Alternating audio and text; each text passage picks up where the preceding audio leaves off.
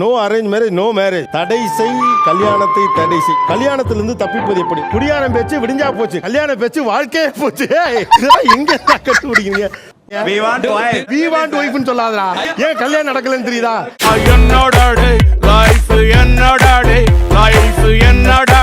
திருமண கனவுகளோட ஆண்கள் இருக்கிறீங்க, உங்களுக்கு ஏதாவது திருமண கனவு பாட்டெல்லாம் இருக்கா?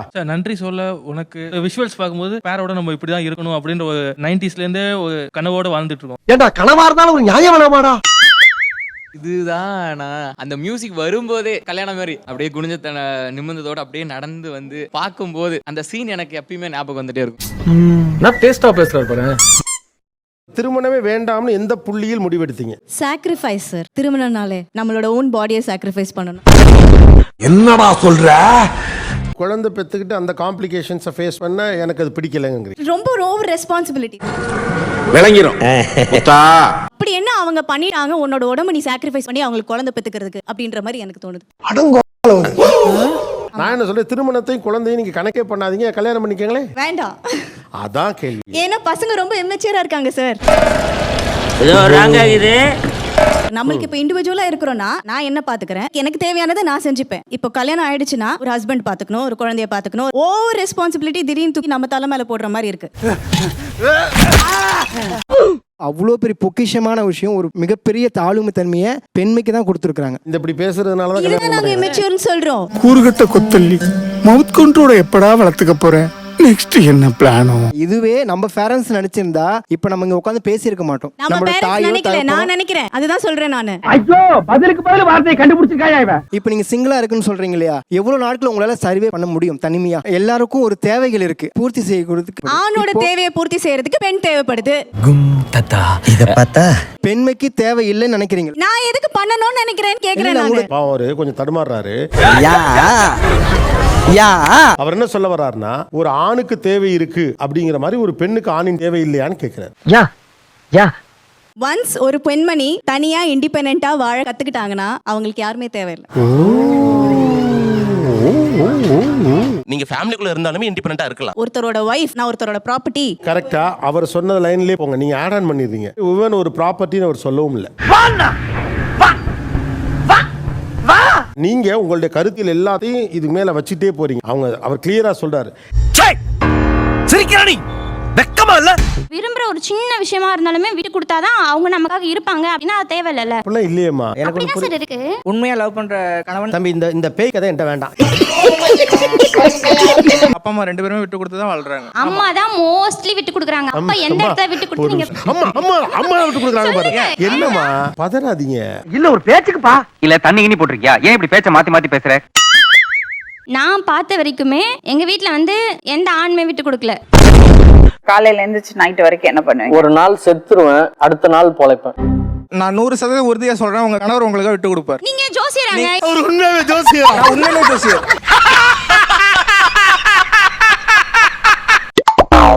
இப்பயும் நான் ஆபீஸ் வச்சிருக்கேன். 12 years எக்ஸ்பீரியன்ஸ். நான் இது வரைக்கும் 1000 கல்யாணம் பண்ணி வச்சிருக்கேன். அவ்வளவு பேருக்கு ஜோசியம் பார்த்து கல்யாணம் பண்ணி வச்சீங்களே, உங்க ஜாதகத்தை ஒழுங்கா பார்த்திருக்காங்க. நீ கேட்ட ஒவ்வொரு கேள்வி என்ன செருப்பால் அடிச்ச மாதிரி இருக்குடா. ஜோசியருக்கு பொண்ணு கிடைக்கல, அதுக்காக தான் வந்திருக்கேன்.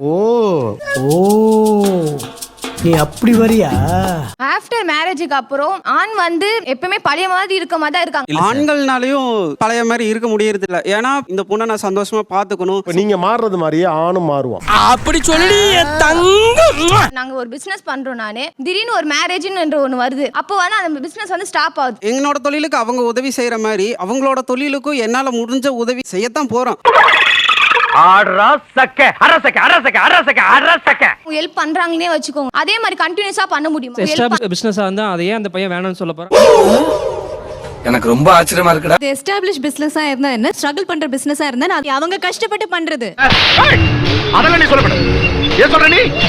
அதெல்லாம் நீ சொல்லப்படாது. நீங்க தொழில வெற்றி அடைஞ்சாலும் தோல்வி அடைஞ்சாலும் உங்களை ஆதரிக்கிற கணவர் கண்டிப்பா கிடைப்பார். ஏறி போண்டி இருக்கீங்களா? கர்த்தர் உன்னோடு இருக்கிறார். இது கிறிஸ்துமஸ் காலம். நீங்க ஜோசிய மாதிரி பேசாதீங்க. அவர் எல்லாரும் கிளையண்டா டீல் பண்ணிட்டு இருக்காருமா. அரசியல்ல இதெல்லாம் சாதாரணமாப்பா. இங்கேயும் நிறைய ஜோசியக்காரங்க இருக்கீங்க, அங்கேயாவது ஒரு ஆள் இருக்கார் ஆம்பளை நாவே அப்படிதான். இதெல்லாமே கூட அனுமானம் இல்லையா? சாம்பார்ரா ஒரு புது பாயிண்ட். பெண்களே இப்படித்தான் ஜட்ஜ் பண்ணிக்கிற சில விஷயங்கள். இது ஒத்துக்கிறீங்களா? இல்ல, அப்ப அதே தானே இங்கேயும். கேட்டா பையன் சார் இந்த பால்சாமி. இது வந்து ப்ரீ ஜட்ஜ் கிடையாது. இது வரைக்கும் நம்ம பார்த்துட்டு இருக்க எல்லாமே அப்படிதான் நடந்துட்டு இருக்கு. பெண்களை பத்தி சொல்றது எதுவுமே ப்ரீ ஜட்ஜ் கிடையாது நான் சொன்னா நீங்க ஒத்துப்பீங்களா? என் ஃப்ரெண்ட்ஸுங்களை எல்லாம் ஏமாத்திட்டாங்க, அதனால பெண்கள் எல்லாம் காதலில் ஏமாற்றுகிறவர்கள் சொன்னா நீங்க ஒத்துப்பீங்களா? வந்து இப்ப நான் என்ன உங்கள்கிட்ட சொல்றது? அது எப்படி சார் ஒத்துக்க ஒத்துக்க முடியாதுல்ல. அதே மாதிரிதான் ஆண் எல்லாமே திருமணத்துல பெண்ணை வந்து அடிமைப்படுத்திடுவான்னு சொன்னாலும் ஒத்துக்க முடியாது. நேர்மை, நீதி, நியாயம் ஜெயிச்சது. சமைக்கிறதா இருக்கட்டும், பாத்திரம் கழுவுறது, அது வீடு பெருக்கி, முழு பாரமுமே பெண்கள் மேலதான் வருது. ஒரு வீக்குக்கு 7 நாள் 4 நாள் சமைக்கிறேன். நீங்க மட்டும் கஷ்டப்படாதீங்க, நானும் பண்றேன். எவ்வளவு பார்த்திருப்பேன். பேரண்ட் டீச்சர்ஸ் மீட் இருக்கு, இந்த நாள் நீ போகணும் அப்படின்னு ஒரு வைஃப் ஒரு ஹஸ்பண்ட் கிட்ட சொல்ல வேண்டியதா இருக்கு. அவளை வேலையும் பார்த்துட்டு அதை அவன் ஞாபகம் வச்சுக்கணும். ரொம்ப கஷ்டம் ப்ரோ, ரொம்ப கஷ்டம் ப்ரோ. புள்ளி தீந்துருச்சு அப்படின்றத ஒரு வைஃப் பார்த்து சொல்ல வேண்டியதா இருக்கு. ஒரு பெண் தான் அந்த இடத்துல சொல்றா எல்லாத்தையுமே. எவ்வளவு கஷ்டம் இல்ல?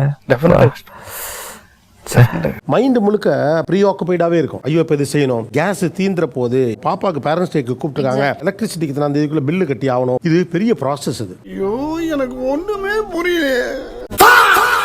புலி வேற தீந்து போச்சு, என்ன இதெல்லாம் ஒரு மேட்டரா அப்படின்னு நீங்க சொல்ற மேட்டர் பெரிய மேட்டர். ஒரு வீடை சுமக்க வேண்டியிருக்கு, அந்த சுமை உங்களுடைய நாலேஜுக்கே வரல. எனக்கு ஒண்ணு விளங்கலங்க. பாக்குறதுக்கு ஒரு பெரிய விஷயமா தெரியாம இருக்கலாம். நான் இப்ப வேலை முடிச்சிட்டு வீட்டுக்கு வரேன், சாயந்தரம் என்ன போய் சமைக்கணும்ன்றது என் மண்டையில ஓடும். பெண்கள் மட்டும் தான் அடுப்பறையில் இருக்கணும்னு சொல்லிட்டு சொல்லியிருந்தோம். அதே மாதிரி இப்போ ஆண்களும் அடுப்பறைக்குள்ள வர ஆரம்பிச்சிட்டோம். ஏன் திருமணம் வேண்டாம் என்கிறீர்கள்? செலவுகள் ஜாஸ்தி, நம்மளுக்கு இல்ல, பேரண்ட்ஸ்க்கு. மேரேஜ்னா மேரேஜ் மட்டும் இல்ல, நிச்சயதார்த்தம், மேரேஜ், டெலிவரி, காது குத்துறது, ஒரு பொண்ணுக்கு முடிச்சுட்டு வரதுக்குள்ள அந்த பொண்ணோட செலவு கொஞ்ச நாள் விசித்திரமா இருந்துச்சு, கொஞ்ச நாள் ஆச்சரியமா இருந்துச்சு, கொஞ்ச நாள் பைத்தியம் முடிச்சிச்சு, இப்போ வந்து சீன் ஆயிடுச்சு. இவ்வளவுதான் படிச்சிருந்தாலும் உங்க அப்பா என்ன பண்ணிட்டாரு? ஒரு 55 வயசு மனுஷன் அந்த வயசுல 3 பொண்ணுங்களை படிக்க வைக்கிறதுக்கு அவ்வளவு அலையறாரு. அதை ஏன் புரிஞ்சுக்க மாட்டீங்க? நம்மளாலலாம் அந்த வாழ்க்கையை ஒரு நாள் கூட வாழ முடியாதுப்பா. சாரிமா. ஸோ எங்கள் வீட்டில் வந்து அலைன்ஸ் பார்க்கும்போது அம்மா ஃபேமிலிக்கு மீடியா செட் ஆகாது. நீங்கள் மேக்கப் இப்போ பண்ணுங்க, அவங்க எனக்கு சாய்ஸ் கொடுக்குறாங்க. ஸோ அக்செப்ட் பண்ணிக்கிறவங்களும் இருக்காங்க. நான் அக்செப்ட் பண்ணிக்கிற பர்சன் தான். வேற லெவலுங்க, நீங்க வேற லெவல். ஷூட்டிங் போனாங்கன்னா நான் கூட்டு போய் விடுறது கூட நான் ரெடியாக தான் இருக்கேன். சூஸ் பண்ணாலும் உங்கள் ஃபேமிலியில் அக்செப்ட் பண்ணிப்பாங்களா? இந்த பொண்ணுங்களே இப்படிதான். அவங்க கேரியருக்கு சப்போர்ட் பண்ணுவோம் அப்படின்னு சொல்லி அக்செப்ட் பண்ண வைக்க வேண்டியது என்னோட பொறுப்பு. இந்த பாருடா, குழந்தை பத்தி இப்ப யோசிக்கிற ஐடியாவிலே இல்ல. சரகசி மெத்தட் வந்துருச்சு. இன்னைக்கு இருக்கடி கச்சேரி. ரிலேஷன்ஷிப் வந்து பிரேக்கப்லயோ டிவோர்ஸ்லயோ போய் முடியறதுக்கு அது பண்ணாமே இருக்கிறது பெஸ்ட் எனக்கு தோணுது. கல்லஞ்சக்காரன் அவ்வளவு நேரம் கதறானே, கரையிறானா? இப்படி ஆயிடும் அப்படி கடந்து போறது எந்த நியாயம்னு எனக்கு தெரியல. மனுஷங்க போடுறீங்களா? ஏன்டா போடுறீங்க? ஒரு கேரக்டர் லைவா குடும்பத்துக்கிட்ட பேசுறேன், கூட நிக்கிறேன், ஒரு ரிலேஷன்ஷிப்னா அப்புறம் பிரேக்கப் ஆயிடுச்சுனா அப்படின்னு வேற ஒரு பாயிண்ட்க்கு போறீங்க. உனக்கு மண்டையில பிரச்சனை. ஐயோ அப்படி சொல்லாத. சொல்லாமான்னு தெரியல, காஸ்ட்னு ஒரு விஷயம் இருக்கு. இவனை கொன்னுடலாமா? மீடியால இருக்கிறதுனால திருமணம் பண்ணிக்க மாட்டேன்னு ஒதுங்குகிறவர்கள் பேக்வர்டான ஆளுனா காஸ்டுக்குள்ளே கல்யாணம் பண்ணிக்கணும்னு உள்ளுக்குள்ள வச்சிருக்கீங்களா ஐடியா? அது எந்த வகையராவை சேர்ந்தது? எனக்கு பர்சனலா அது ஓகே. உங்களுக்கு பர்சனலா ஓகேனா வேற காஸ்ட்ல கல்யாணம் பண்ணிக்கங்க. அதுதான் பிரச்சனையே. இப்போ என் அக்காவை நான் இழக்க வேண்டியதா இருக்கும், எங்க அப்பாவை நான் இழக்க வேண்டியதா. சமாதானப்படுத்துங்க. என்னடா இது மதுரைக்காரனுக்கு வந்த சோதனை? கல்யாணமே வேண்டான்னு உங்களால உங்க வீட்டுல பேசிட முடியும்னா உங்களுக்கு பிடிச்ச ஒரு பையன் வேற ஜாதியில இருக்காங்கிறதுக்காக பேச முடியாதா என்ன? நடக்கிறவங்களுக்கு நடந்த டிவோர்ஸ் சம்திங் நடிக்க வர்றதுல 99 பேருக்கு ஃபெயிலியர் தான், ஒருத்தர் தான் பெரிய ஆளா வருவாங்க. அதுக்கே ரெடியா உள்ள வரீங்களே. இவ்வளவு அதிகாரமா கேக்குறானே, தப்பா சொன்னா கொன்றுவானோ. நிறைய வடிகட்டிகள் நம்ம வச்சிருக்கிறோம். மீடியாவை ஒத்துக்கிற ஒரு மாடனான ஆண் வேணும், ஆனா அவன் எங்க ஜாதியிலே இருக்கணும். எனக்கு பைத்தியமே பிடிக்கிறதுப்பா. எப்படி இப்படி யோசிக்கிறீங்கன்னு எனக்கு புரியல. ஒருத்தவங்க சொன்னாங்க, மேல உள்ளவங்க ஃப்ரெண்ட்ஸ் சொன்னாங்க என்கிட்ட, ரிலேஷன்ஷிப்பே போவாதடி, உனக்கு அது கஷ்டம் அப்படின்றாங்க. ஓ பசங்க நாங்க என்னதான் பண்ற சொல்லுங்க பார்க்கலாம். எதிர்த்து கேள்வி கேட்க மாட்டேன்ற எனக்கு இருந்தா. நீங்க சிங்கிளா இருக்கீங்க, ஓகே. சுத்தி இருக்கவங்க சிங்கிளா இருக்க சொல்றீங்க, அங்கேயா ட்ரை பண்ணுவோமே நாங்க. என் பிள்ளைக்கு ஒரு பொண்ணு கிடைக்க மாட்டேங்குது. மம்மி. அந்த திருமண ஏக்கம் எப்படிப்பட்டது? இந்த வெளியில ஜாலியா பேசிக்கிட்டாலும் யாரோ ஒருத்தவங்க எப்போ உனக்கு கல்யாணம் கேட்கும்போது அவ்வளவு கஷ்டமா இருக்கும். யார நம்பர்னே தெரியல தாசண்ணா. நம்ம கூட இருக்கவங்க பாத்தீங்கன்னா எல்லாருமே கல்யாணம் பண்ணிடுவாங்க. டெய்லி பார்க்கும்போது எப்படா கல்யாணம் பேசுவாங்க. ஏன் உயிரை வாங்குறீங்க? ஒரு மனுஷன் வந்து இளைஞர்கள் கல்யாணம் இருந்தாங்கன்னா கேட்காதீங்க கல்யாணம் எப்போன்னு. யாராவது ஒரு பையனுக்கு கல்யாணம் ஆகாம இருக்கானா எப்போ கல்யாணம் தயவு செஞ்சு கேட்காதீங்க. மட்டமாவே